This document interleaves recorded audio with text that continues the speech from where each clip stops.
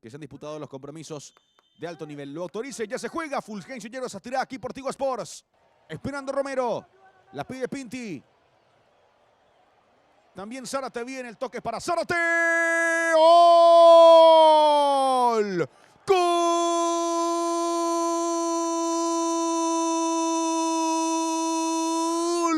De Atiray aparece para sorprender tras una jugada hacia campo rival. Y el latigazo para definir. Convierte la visita. El conjunto celeste y negro, señores, se pone ventaja sobre 10 minutos. Viene el centro. Arriba Martínez. Al área de cabeza y Chena. Se arroja y ha salvado su pórtico. Se ha salvado. Tira Diego. Llegó a conectarse. Oscar Morel con esa pelota buscó el costado, el ángulo superior derecho. Buena respuesta otra vez de Chena para salvar lo que pudo haber significado el empate.